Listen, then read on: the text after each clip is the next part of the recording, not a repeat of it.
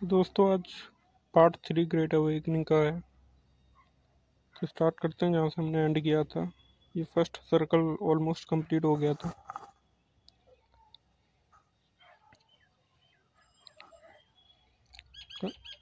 Everything you have learn in school is wrong. जो भी स्कूलों में पढ़ाया गया है वो ऑलमोस्ट गलत ही है, या वो पढ़ाया है जो कभी काम नहीं आता। जैसे जैसे अब आपने ये पार्ट 1 और पार्ट 2 देखा होगा, उसमें बहुत सारी चीज़ें जो कभी आपको बताई नहीं गई, और जो चीज़ें बताई गई हैं वो भी पूरी तरीके से सही नहीं है। बहुत कम चीज़ें हैं जो कि सही हैं उसमें।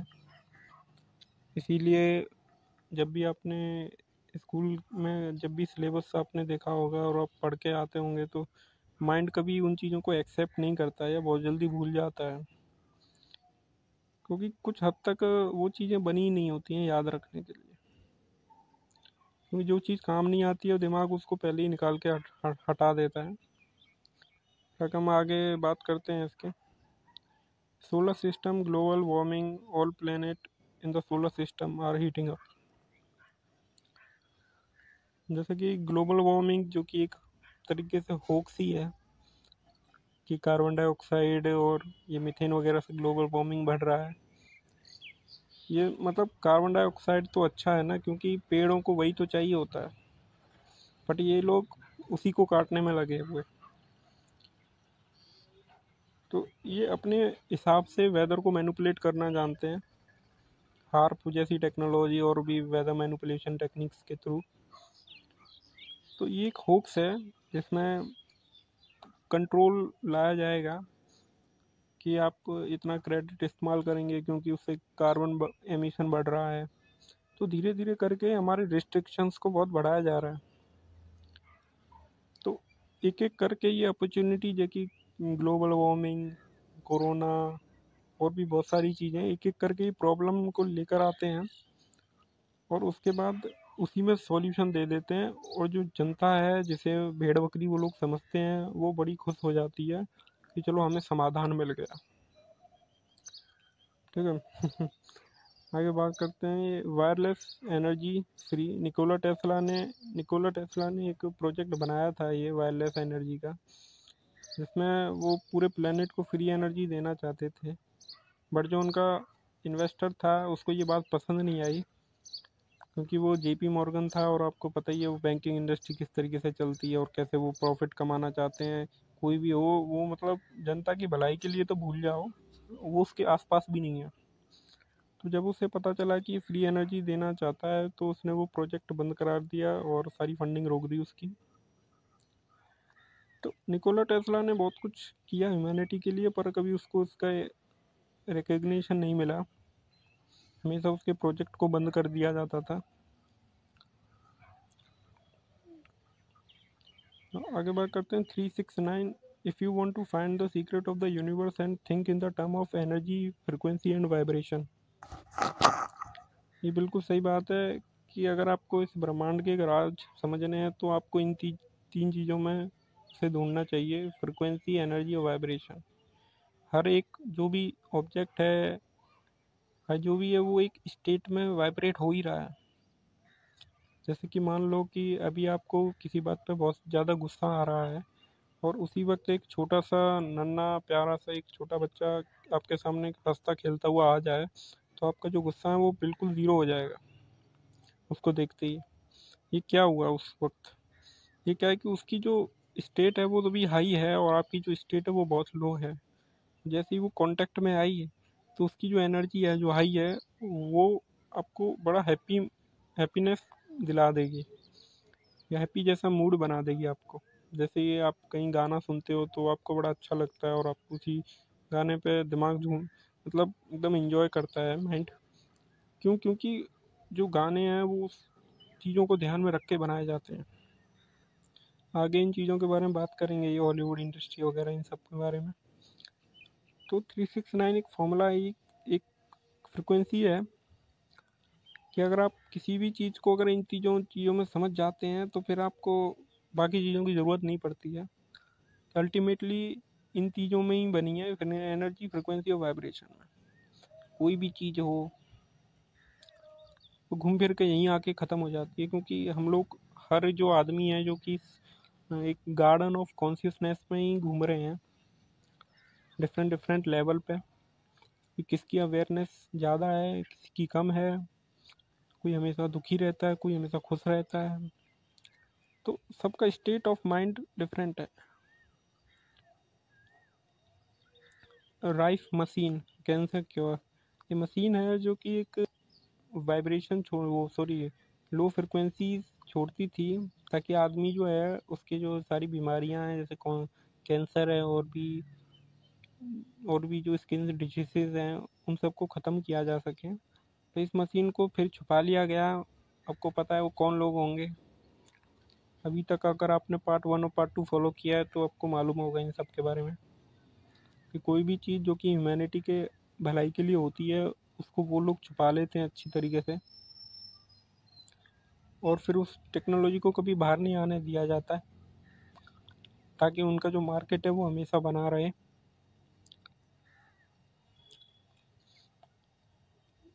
सीक्रेट स्पेस प्रोग्राम रिसर्चर्स, ये जितने भी नाम लिखे हुए हैं, डेविड विलकॉक, ये जिसने ये मैप बनाया ग्रेट अवेकनिंग का, और कॉस्मिक डिस्क्लोजर में भी इनका बहुत बड़ा रोल रहा है, उसमें बहुत कुछ इन्होंने एक्सप्लेन किया है। डॉक्टर माइकल साला, गाइगा.com एक वेबसाइट है, इसमें आपको बहुत सारे डॉक्यूमेंट्रीज मिलेंगे। ये एक्सट्राटेरेस्ट्रियल्स और यूएफोलॉजी, एस्ट्रोथियोलॉजी, मेटाफिजिक्स, क्वांटम वर्ल्ड, इन सब से रिलेटेड, सीक्रेट सोसाइटीज़, और बहुत सारे रिसर्चरों ने यहाँ पे इंटरव्यू दिए हैं अपने, क्योंकि यूट्यूब तो वैसे ही डिलीट कर देगा उन्हें। और भी है डॉक्टर स्टीवन ग्रीर और डेविड आइक, जैसे आप जानते ही होंगे, डेविड आइक तो पिछले 30-40 सालों से जगाने की कोशिश कर रहे हैं, और अब उनकी बात सब सच होती हुई आ रही हैं, तो अब लोग जाग रहे हैं थोड़ा बहुत। लिंडा होवे, ये एक्स्ट्राटेरेस्ट्रियल्स और इन चीज़ों में रिसर्च करते हैं, तो इनका इनसे बहुत कुछ, इनका यूट्यूब चैनल भी है। जॉर्डन मैक्सवेल, ये हमारे फेवरेट रिसर्चर रहे हैं, पर हाल ही में इनकी डेथ हो गई है। उन्होंने बहुत कुछ बताया था, ये सीक्रेट सोसाइटी और एस्ट्रोथियोलॉजी, यूफोलॉजी, इन सब के टॉपिक्स के बारे में। इनकी एक वेबसाइट भी है, jordanmaxwellshow.com, आपको बहुत कुछ वहाँ पे मिलेगा सीखने के लिए। उनका एक रिसर्च सोसाइटी है, जितनी भी उनकी रिसर्च डॉक्यूमेंट्स हैं, अगर आपको पढ़ने का शौकीन है तो आप वहाँ पे जाके उनका सब्सक्रिप्शन खरीद सकते हैं, जिससे आपको लाइफ टाइम का एक्सेस मिल जाएगा उनकी डॉक्यूमेंट्स का। बट उन डॉक्यूमेंट को पब्लिकली कभी मत करना, क्योंकि उससे आपकी लाइफ पे खतरा हो सकता है, क्योंकि उन्होंने लाइफ में बहुत कुछ खोया, उन्हें पता है ये डार्क वर्ल्ड काम कैसे करता है। वो हमसे बहुत ज़्यादा नॉलेजेबल रहे थे, डेविड आइक और जॉर्डन मैक्सवेल। मोस्टली अगर इन दोनों को ही आपने अगर पढ़ लिया तो आपको बहुत कुछ सीखने को समझने को मिल जाएगा, मतलब आपकी एंट्री ये ग्रेट अवेकनिंग के पास में हो जाएगी।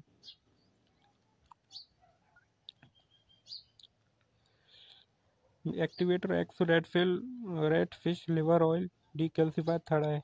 रेड फिश में एक ऑयल का नाम ही है red fish liver oil, but अगर गूगल पे आप चेक करोगे तो उधर वहाँ पे स्केट फिश लिवर ऑयल आएगा, जो कि पूरा इसके अपोजिट है। वो डिकैल्सिफाई नहीं करता है, बल्कि और शरीर को हार्म करता है वो। तो ध्यान से रेड फिश लिवर ऑयल जब अगर मिले आपको ओरिजिनल, वही लेना। पर गूगल पे और इन चीज़ों पे वहाँ पे स्केट लिखा होगा और बड़ी उसकी तारीफ होगी, बट वो प्योर वगैरह नहीं है, वो बहुत खतरनाक है शरीर के लिए। तो ये थर्ड आई को डिकैल्सिफाई करता है, जिसे हम पीनल ग्लैंड भी कहते हैं। ऑर्गन ऑर्गन विलहेम, ऑर्गन एक प्राइमेट का नाम है, और ये जो जिनका ये एक साइंटिस्ट रहे हैं, जिन्होंने एक बॉक्स बनाया था, जिसमें किसी भी आदमी को अगर वो चला जाता है उस बॉक्स के अंदर बैठ जाए तो ऑर्गन की मदद से, ऑर्गेनिक पिरामिड है जो कि शरीर के लिए, हेल्थ के लिए और बहुत सारी एनर्जी मैनिफेस्ट करने के लिए। क्योंकि पिरामिड हमेशा फ़ायदेमंद रहे हैं हमारे जीवन में। एनर्जीज को वो बहुत बढ़िया तरीके से इस्तेमाल करते हैं पिरामिड्स, ताकि जो ह्यूमंस हैं वो उससे बेनिफिट ले सकें।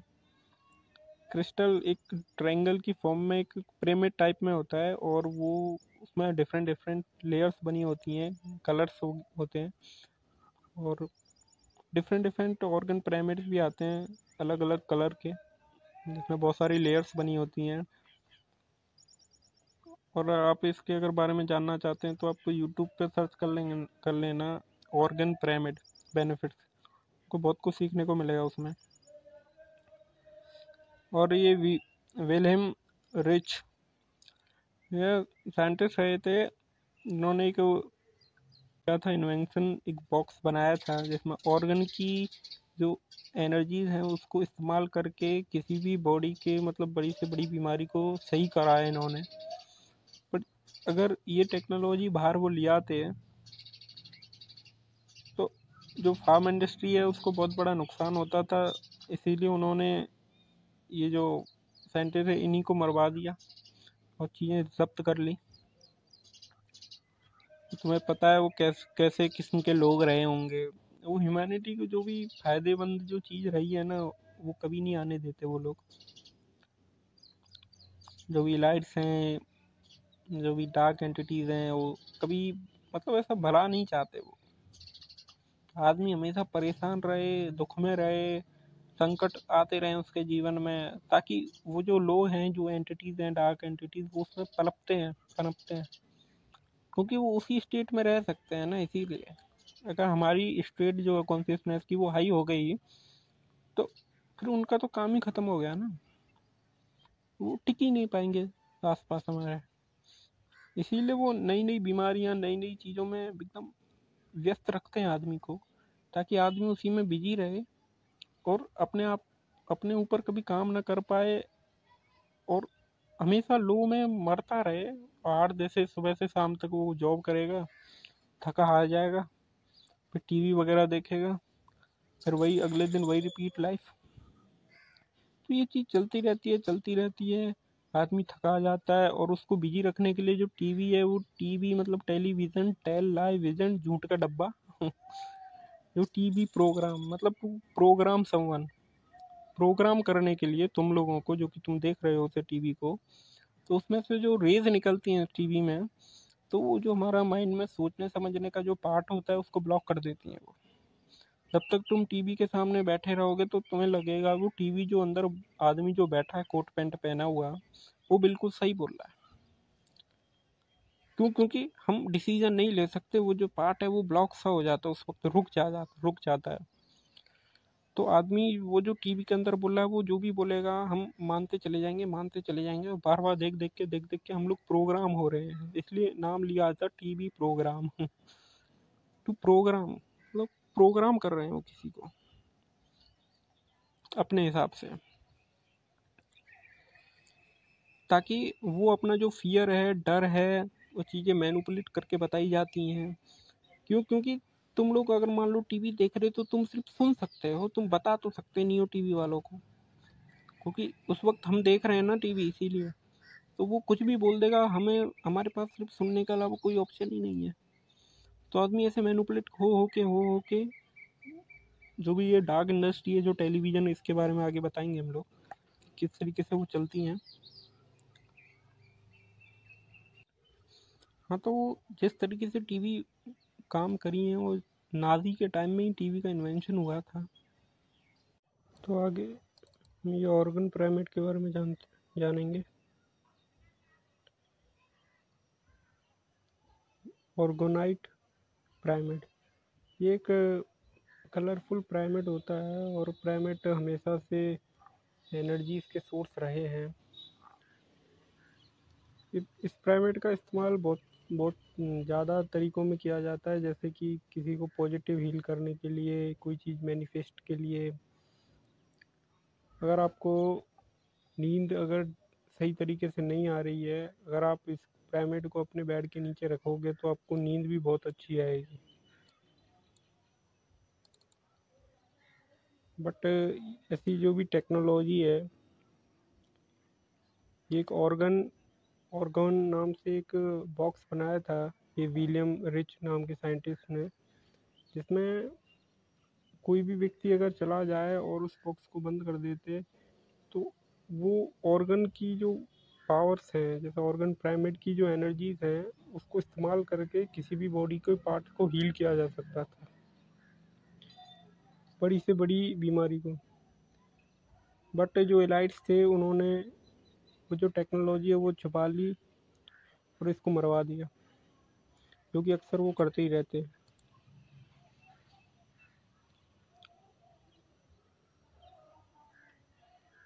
और eat live foods, drink fluoride free water, detox your body, raise your vibration and meditation. एक मिनट रुकिए। हाँ, तो eat live foods, drink fluoride free water, detox your body, raise your vibration and meditation. ये क्या है कि जो fluoride जो वाटर होता है, वाटर के अंदर ही फ्लोराइड मिलाया जाता है, वो जो पीनल ग्लैंड है, जिसे हमारे थर्ड आई कहते हैं, उसको ब्लॉक करता है वो। तो इसीलिए जो सोसाइटी है वो मोस्टली डंपिंग डाउन बनती चली जाती है, क्योंकि जो थर्ड आई है वो ब्लॉक होता ही चला जा रहा है। जैसे सुबह शाम कोलगेट करो तो कोलगेट में भी फ्लोराइड मिला है। जो वाटर है आर ओ, अगर आर ओ तो वैसे है ही मतलब यूजलेस टेक्नोलॉजी है। दूसरे उसको तो उसका पानी तो पीना ही नहीं चाहिए, वाटर जो आर ओ का है। जो ग्राउंड वाटर है वही सही है।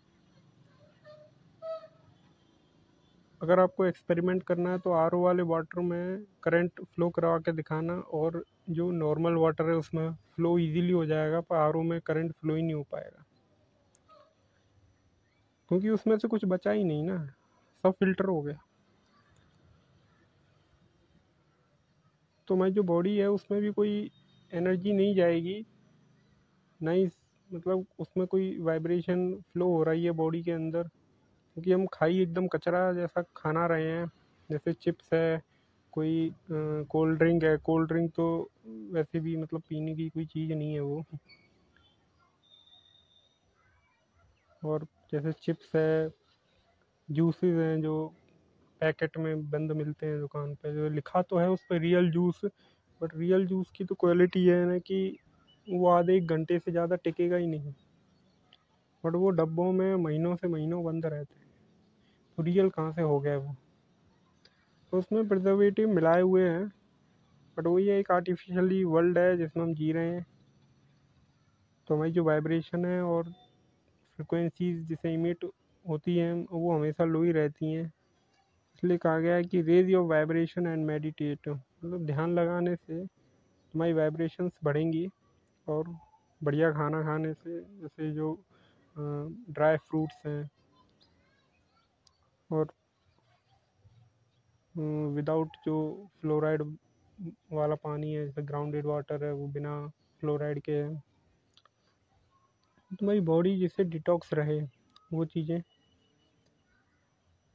और ये जो ओम है ये बहुत ही पावरफुल वर्ड है, तो इसका जब उपचार करते हैं तो पूरा जो बॉडी है वो मतलब वाइब्रेट होने लगता है। बहुत पावरफुल वर्ड है, बहुत हाई फ्रिक्वेंसी का। बुक ऑफ इनोक, ये बुक बाइबल के अंदर भी इसका जिक्र है, बट बाइबल में से निकाल दिया गया था बहुत सारे पार्ट्स। और तो जो बाइबल है वो किंग्स जेम्स की वो पूरी एडिट है। एनाक, एन का मतलब होता है ये की ऑफ लाइफ का मतलब एक तरीका है एक। एलोहिम, एलोहिम ये हिब्रू वर्ड में गॉड को मानते थे एलोहिम। एनोनाकी, ये तो हमारे फेक गॉड्स हैं। 25,900 पोल शिफ्ट, हर इतने साल बाद पोल शिफ्ट होता है, जो उस टाइम बहुत ही भूचाल वगैरह, कहीं सुनामी, भूकंप वगैरह बहुत सारी चीज़ें होती हैं, क्योंकि पोल शिफ्ट हो रहा है। The brain drain 1950-60s, secret in SSP, SSP का मतलब सीक्रेट स्पेस प्रोग्राम। मतलब 1950 और 60s के टाइम में 60 मिलियन लोगों को रिक्रूट किया गया था, भर्ती किया गया था इस एसएसबी में, सीक्रेट स्पेस प्रोग्राम में, किसी खास मकसद के लिए। और जब वो लाए जाते हैं तो उनका पूरा जो ब्रेन है वो ड्रेन कर दिया जाता है कम्प्लीटली, उनके पास कोई मेमोरी ना रहे। साउंड लेविटेशन, तो साउंड की मदद से किसी भी चीज़ को लेविटेट करना, मतलब हवा में स्थिर रखना, ऊपर नीचे कर देना हवा में ही, बिना कोई सपोर्ट के। सिर्फ कोई स्टोन है उसको हवा में उड़ा देना साउंड की मदद से, इसे साउंड लेविटेशन कहते हैं। ये एशियन टेक्नोलॉजी है और आज भी है, लेकिन हिडन है वो। अवेकनिंग कॉन्शियसनेस, जिसके ऊपर ये पूरा चार्ट बना है, अवेकनिंग मतलब जागरूकता। Age of golden race, age of Aquarius के टाइम को ही कहा जाता है, एज ऑफ एक्वेरियस। जैसे बाइबल में जिक्र है कि end the time, in the ending time, मतलब आखिरी के समय में। आखिरी का समय मतलब कौन सा, किसका समय? आखिरी का समय का मतलब है एंड ऑफ पाइसिस। पाइसिस के बाद में एज ऑफ एक्वेरियस आएगा। एज ऑफ एक्वेरियस में फ्रीडम है, अवेकनिंग है, यूनिटी है, एक नई, एक सपोर्टिव, एक हाई कॉन्शियसनेस की पूरी एज है ये पूरी, जिसमें हम शिफ्ट तो हो चुके हैं। अब बहुत ज़्यादा जो लोग हैं वो अवेकनिंग की तरफ आ रहे हैं, फ्रीडम उन्हें फील हो रहा है, धीरे धीरे करके एज में ट्रांसफ़र हो रही है। मेटाफिजिक्स द सोर्स फील्ड, एक मेटाफिजिक्स जो मामूली जो भौतिक फिजिक्स है उसके बियॉन्ड हो, ठीक है, इसमें मेटाफिजिक्स में आता है। जिसमें एक इसके कुछ प्रश्न हैं, 3 ही हैं कॉमन, कि ईश्वर क्या है, क्या जान सकते हैं कि नहीं जान सकते। इस तरीके के बहुत सारे प्रश्न हैं वो मेटाफिजिक्स में, जो आम भौतिक जगत से भी परे जो चीज़ होती है उसके के बारे में बात करते हैं इस मेटाफिजिक्स में। PHI golden ratio, PHI golden ratio जो फिबोनाची रेशियो को दर्शाया है। फिबोनाची में बताया है कि जो हर एक चीज़ है उसमें एक पैटर्न है। जैसे कोई लीव है, ट्री का कोई भी पत्ता है, उसके अंदर भी तुम एक पैटर्न फॉलो करोगे। कोई पंख है, उसके अंदर भी एक पैटर्न है। तो जो चीज़ है वो मोस्टली पैटर्न में ही चल रही है हर चीज़। जैसे किसी के विंग्स हैं तो वो भी एक पैटर्न के अंदर ही है।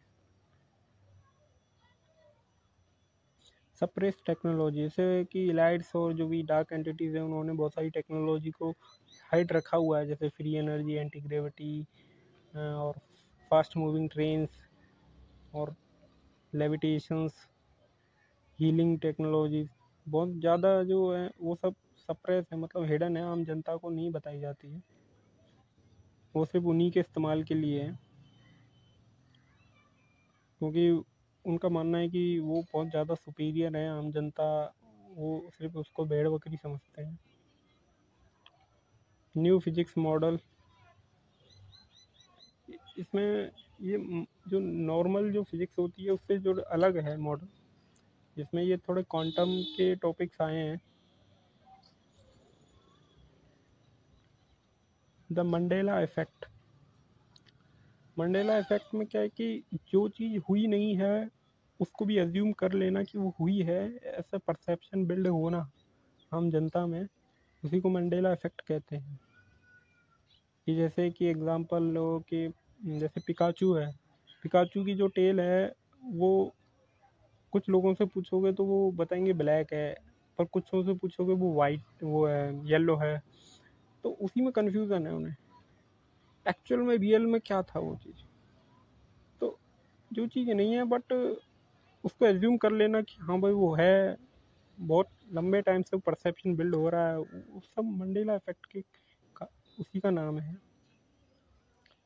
Global mass meditation effort occurring all the time create our positive, अगर बहुत ज़्यादा मेडिटेशन बहुत बड़े लेवल पे किया जाए तो एक बहुत ज़्यादा पॉजिटिव इफेक्ट आएगा, क्योंकि बिल्कुल बात सही है। फुल डिस्क्लोजर प्रोजेक्ट, इसमें क्या है कि बहुत ज़्यादा जैसे कि एलियन की शिप्स की न्यूज़ आएंगे, दिखाया जाएगा आपको स्पेस में कि हाँ कुछ मतलब एलियंस आ रहा है, जैसे प्रोजेक्ट ब्लू बीम है, इसमें एक आर्टिफिशियली चीज़ है क्रिएट की जा रही है, वो पर दिख रहा है वो रियल है, पर एक्चुअल में वो रियल नहीं है। तो वो सब धीरे धीरे करके जो हिडन चीज़ें हैं वो डिस्क्लोज की जाएंगी। New earth of the 5D जैसे कि जो भी ये 3D के बाद 4D के बाद 5D, तो अभी जो वो चल रहा है अभी अवेकनिंग वगैरह सब चल रही है, सब 5D में जाने के लिए है, क्योंकि अर्थ ऑलरेडी मूव हो चुकी है 5D में। ये बसार असेंसिंग चैनलिंग, बसार एक एंटिटी है, एंटिटी मतलब एक चैनल है, और उसमें वो चैनलिंग करते रहते हैं दूसरे जो डायमेंशंस हैं उनके थ्रू से। उसमें बहुत कुछ सीखने को मिलेगा आपको। ये यूट्यूब पे आप टाइप करना बसार चैनलिंग, तो उसमें एक व्यक्ति है वो सब बताता रहता है कि ऐसे ऐसे ये होता है। कुंडली अवेकनिंग, ये जागरूक जो मनुष्य होते हैं वो धीरे धीरे प्रैक्टिस करके मेडिटेशन से अपनी कुंडली को अवेकन कर लेते हैं। लाइट बॉडी असेंशन, मतलब जब एक बहुत ही जब हाईएस्ट मेडिटेशन की स्टेट होती है तो उसकी जो बॉडी है वो बिल्कुल लाइट हो जाती है, और वो बॉडी को मतलब जब चाहे छोड़ सकता है। जैसे कि आपने एशियन टाइम में देखा होगा कि उन्हें इच्छा मृत्यु का वरदान था, जब मन चाहे तब अपनी बॉडी को लीव कर सकते थे, क्योंकि उनके पास ये पावर थी ऑलरेडी। डीएनए अपग्रेड 12 स्टैंडर्ड, जब से ये रेप्टिलियंस और जो भी डार्क एंटिटीज़ ने जब हाईजैक किया था, उसके बाद जो ह्यूमन की कैपेबिलिटी है उसको धीरे धीरे करके लो करते रहे। तो आजकल जो स्टैंड है वो हमारा 2 से 3 है और ज़्यादा कुछ नहीं है। डीएनए अपग्रेड धीरे धीरे होगा, मेडिटेशन का अपनी रेस करेंगे हाई फ्रिक्वेंसी में, तब जाके धीरे धीरे करके जो अपग्रेड होगा हमारा डीएनए, उसमें सारी बीमारियां और जो भी हिडन नॉलेज है वो सब अनलॉक होने चली जाती। तो उससे क्या होता है कि एक अलग एहसास होगा कि भाई कुछ हिडन पावर है, क्योंकि बहुत लंबे टाइम से छुपाई गई थी हम जनता से।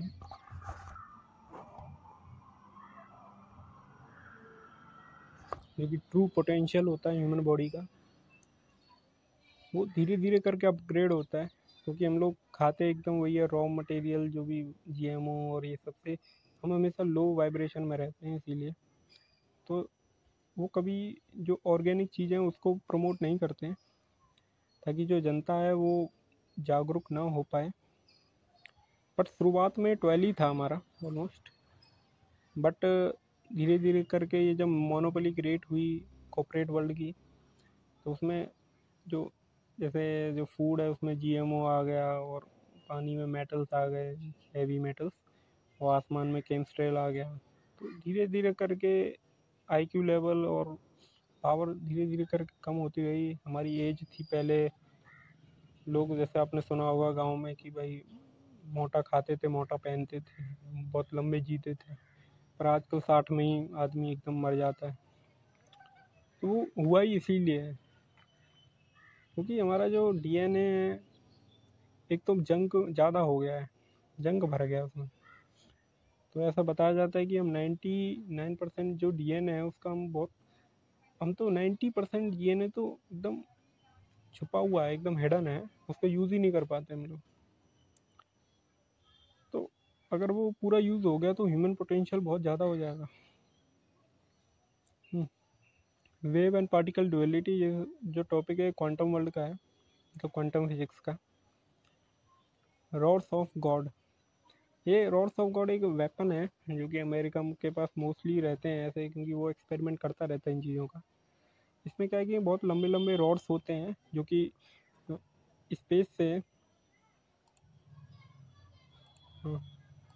स्पेस से अगर छोड़ा जाए ज़मीन पे, तो गिरते गिरते उसकी स्पीड इतनी हो जाएगी कि जब टच करेगा तो उसकी स्पीड कम से कम 12 किलोमीटर नहीं है, सॉरी 5 किलोमीटर पर सेकंड हो जाएगी ऑलमोस्ट।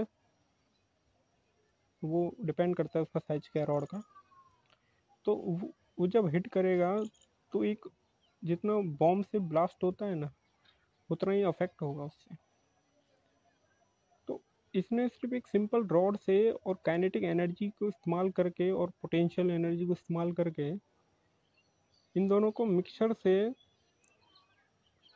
इसने एक ऐसा वेपन बना लिया जिसमें ना कुछ पेट्रोल डालो, ना फ्यूल डालो, ना कुछ, किसी चीज़ की ज़रूरत नहीं। एक सिंपल रॉड है एक, बस उसको हाइट से फेंक दें, छोड़ दो, तो धीरे धीरे करके वो इतनी स्पीड पकड़ लेगी कि उसका जब हिट होगा ज़मीन पे वो रॉड, तो एक ब्लास्ट की तरह वो होगा, बहुत तबाही मचाएगा। तो ये बहुत ही बढ़िया हथियार है एक तरीके से, कि इसमें जो बाकी देश हैं वो इतना सब कुछ पैसे और इतना सब कुछ खराब कर रहे हैं इकोनॉमी को बम बनाने के लिए, और इसमें सिंपल एक रॉड से इतना बड़ा इफेक्ट क्रिएट करके दिखा दिया। तो बस दिमाग दिमाग की बात है बस। DEW, डायरेक्टेड एनर्जी वेपन्स, ये रेज वेपन्स होते हैं कि जिसके भी ऊपर टारगेट कर दिया जाए तो वो उधर ही ख़त्म हो जाता है, उधर ही क्रैश हो सकता है। जैसे कोई ऊपर से कोई हेलीकॉप्टर या मिसाइल वो आ रही है, जेट प्लेन आ रहा है, उसको उड़ाना, तो उस साइड कर दो और वही वहीं ब्लास्ट हो जाएगा। बहुत पावरफुल चीज़ होती है, इसको डेथ रे भी कहा जाता था कुछ जगहों पे। ये SOHO सैटेलाइट, ये जो सैटेलाइट है ये सन को 24 आवर ऑब्जर्व करती रहती है कि क्या चल रहा है, बहुत डीप स्टडी में लगी रहती है सैटेलाइट, इसलिए यही काम धंधा है सैटेलाइट का, नासा ने भेजा था। सन पोर्टल मदरशिप है, जो सन है वो एक पोर्टल है और दूसरे डायमेंशनों से कनेक्ट होता रहता है वो, बल्कि एक्चुअल में वही है, वहाँ से चीज़ें इनसाइड और आउटसाइड जाती रहती हैं।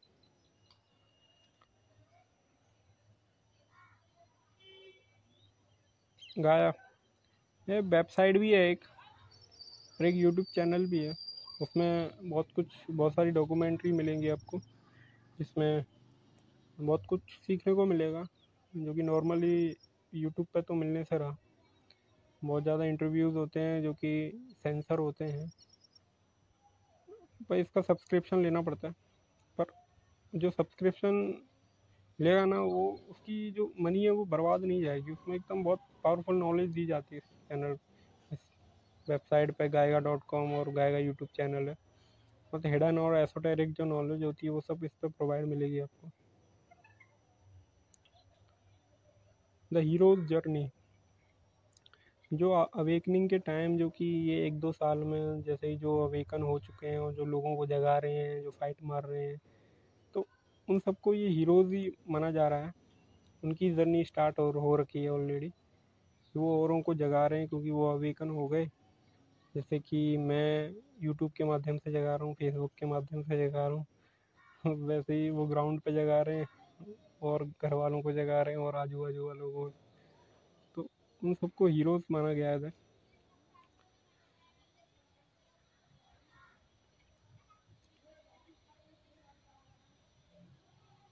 1111, ये सिंक्रोसिटी, एक एंजल नंबर है। जब आपको ये रिपीटेशन दिखाई देने लगे ना, तो आपको कोई ना कोई इंडिकेशन मिल रहा है और आपके साथ कुछ अच्छा होने वाला है। सर्विस टू अदर्स, मतलब हमेशा दूसरों की मदद के लिए, और ना ही अपने स्वार्थ के लिए। द सर्विस टू अदर्स, हमेशा दूसरों की मदद के लिए, दूसरों की केयरिंग के लिए, या नेचर को केयर करने के लिए, मतलब एकदम जो बिना कोई स्वार्थ के मदद कर रहा है, मतलब सर्विस टू अदर में काउंट होता है। ये जो कन्फेडरेशन है वो हमारी मदद के लिए होती है, ये लॉ 1 में सब दे रखा है। बट जो सेल्फिश नेचर होता है, जैसे ये रेप्टिलियन रेसेस हैं, जो ओराइन ग्रुप है, ये सब एकदम छल कपट वाले होते हैं। इनके ऊपर एक कहा वो, इनका मानना यह है कि 95 लोग हैं उनको मरने दो, भले जो 5% है उन्हें टॉप पे जाने के लिए, फिर 90%, जो 95% पॉपुलेशन उसको मिटा दो, इनका ये मानना है। और जो हमारे हैं वो बोल रहे हैं कि दोनों क्यों ना साथ में चलते हैं। तो हमारा जो आता है वो सर्विस टू अदर में आता है, पर जो ये एलाइस वगैरह है ये मोस्टली इसी में आते हैं, ओराइन ग्रुप्स की वंशज हैं एक तरीके से। तो आगे बात करते हैं। लॉ ऑफ वन, ये बुक है, बहुत बढ़िया बुक है, पढ़ना ज़रूर है इसका।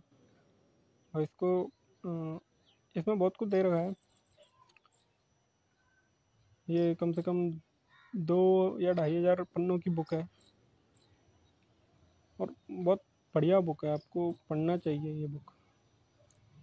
इसमें बताया हुआ है कि जर्नी कैसे है, 2-3 लोगों के बीच में कन्वर्जन हो रही है, बातचीत हो रही है, एक राह है इसमें से। तो वो सब बता रहा है कि कैसे ये सब चीज़ें हुई, क्यों आए वो, जन्म क्यों लेना पड़ता है और बहुत सारी चीज़ें। मतलब इसको पढ़ना बहुत ज़रूरी है बुक को। इसके अंदर ही पता चलेगा वो ओराइन ग्रुप क्या होता है, ओइलाइट्स कैसे बनते हैं, क्यों बने हैं, क्यों नेचर है उनका ऐसा, और बहुत सारी चीज़ें। और अगर आपको इसका थोड़ा सेशंस देखने हैं तो गिनी अनेजा जी की मैम, जो गिनी अनेजा जो मैम है, उनके चैनल पे ये मिलेगी आपको सीरीज़। सेशंस हैं अभी तक 21 ऑलरेडी अपलोड हो चुके हैं। अगर आपको पसंद आए तो आप देखना उन्हें। आगे बात करते हैं। ये हो गया, चलो आगे देखते हैं।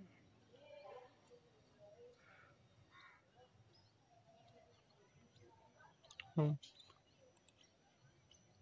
Kirlian photography. इसमें जो जो प्लाज्मा होते हैं, होता है जो कि हम नॉर्मली चीज़ों आँखों से नहीं देख सकते, इलेक्ट्रोफोटॉन्स, और जो एक मतलब अदृश्य जो चीज़ें होती हैं ना, जो फोटोग्राफी में इजीली कैप्चर हो सकती हैं, क्योंकि फोटोग्राफी में जो कि लाइट बॉडीज़ होती हैं, सेंशन होता है जो लाइट बॉडीज़ के अंदर, ठीक है। और और भी बहुत सारी चीज़ें हैं। अगर आपको अगर इस बारे में जानना है तो आप यूट्यूब पे इजीली सर्च कर लीजिएगा ये, क्योंकि ये कुछ जो चीज़ें होती हैं ना वो शब्दों में बयां नहीं कर सकते। जैसे कि एग्जांपल लो कि अगर मान लो आपको गाड़ी सीखनी है, आपने यूट्यूब से सीख लिया, आपको किसी ने बता दिया, इंडिकेट कर लिया, बट उससे गाड़ी चलाना थोड़ी ना आ जाएगा आपको। पर जब तक आप उस पर खुद नहीं बैठे होगे, उसे मतलब कुछ खुद नहीं चलाओगे, उसे फील नहीं करोगे, उसे मतलब आपको एक्सपीरियंस नहीं होगा उससे, तब तक वो जो बताई हुई है वो थियोरेटिकल नॉलेज है सिर्फ। बट जब तक आप उसको खुद एक्सपीरियंस ना करोगे, जब तक वो चीज़ आएगी नहीं आपको। तो वैसे ही है, पर वो जो एक्सपीरियंस है वो शब्दों में नहीं बता सकते, ठीक है। तो वैसे ही बहुत सारे जो शब्द हैं उनको हम बयां नहीं कर सकते, क्योंकि शब्द नहीं है ऐसे जिनको हम शब्दों से बता दें कि भाई ऐसा ऐसा ऐसा होता है, ठीक है।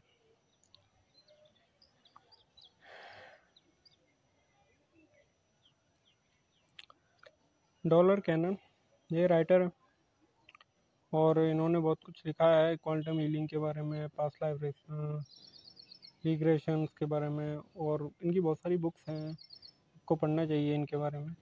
बहुत कुछ दिया है उन बुक्स के अंदर।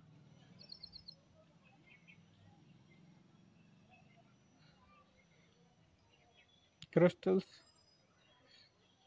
पूरे मोस्टली जो लुमेरियन सिविलाइजेशन ही थी वो सब इसी पे बेस्ड थी, क्रिस्टल्स पे, क्योंकि क्रिस्टल्स बहुत ज़्यादा हेल्पफुल हैं हमारे लिए।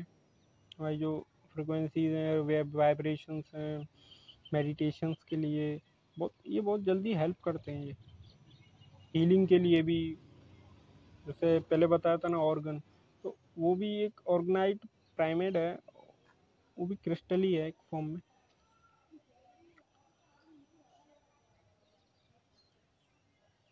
तो आगे बात करते हैं ये NASA cover up photo manipulation.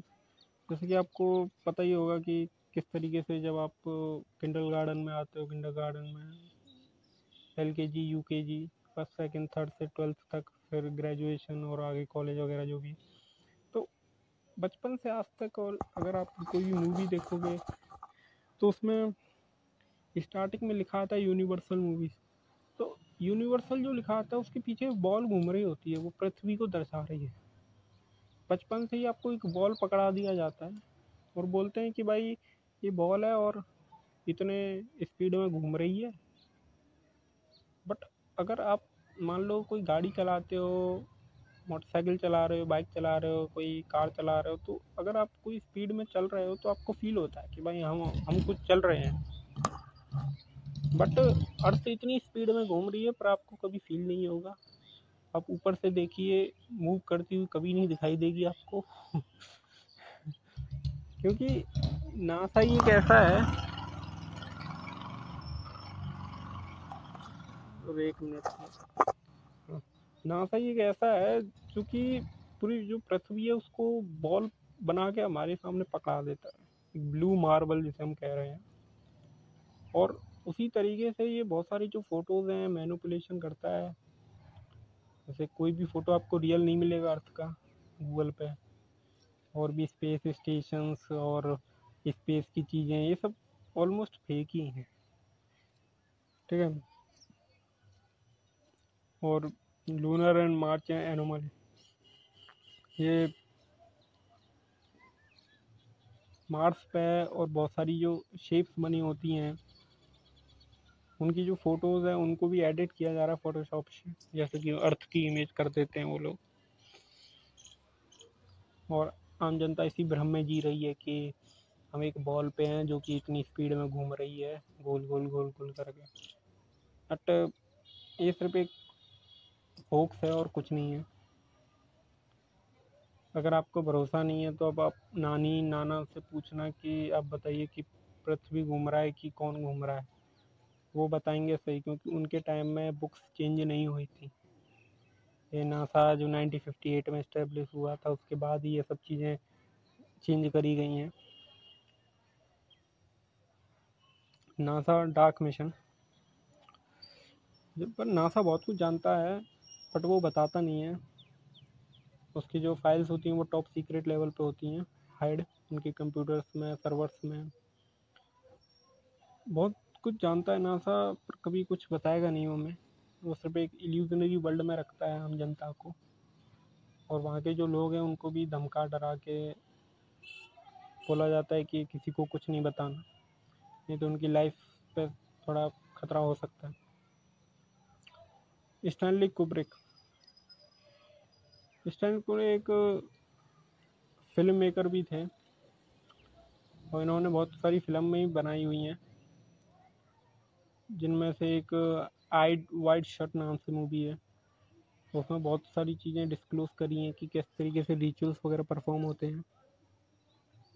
और बट उस मूवी के 2 दिन बाद ही उनको मतलब मार दिया गया था। और जो मून लैंडिंग है उनको भी, उसकी जो शूटिंग है वो भी इन्होंने की थी एक स्टूडियो में। इन्होंने बहुत सारे इंटरव्यूज में बताया है, बट वो ये इंटरव्यूज हैं वो आपको शायद ही यूट्यूब पे मिलेंगे। यूट्यूब जो एल्गोरिथम है वो अपने हिसाब से बनाता है, उनको ऊपर से ऑर्डर मिले होते हैं कि भाई ऐसे नहीं दिखाना है ये सब, कई लोग अवेकन ना हो पाए, एक इल्यूजन की दुनिया में जीते रहे। स्टैनली कुब्रिक बहुत बढ़िया राइटर भी रहे हैं ये, और बहुत सारी मूवीज़ भी लिखी हैं इन्होंने, बनाई है सॉरी। लोकेशन चलते हैं को लोकेशन, तो स्टैनली कुब्रिक के बारे में बता दिया। अब जो नेक्स्ट पार्ट होगा उसमें आगे के बारे में जानेंगे। तो पार्ट 3 है वो यहीं कंप्लीट होता है। Thank you.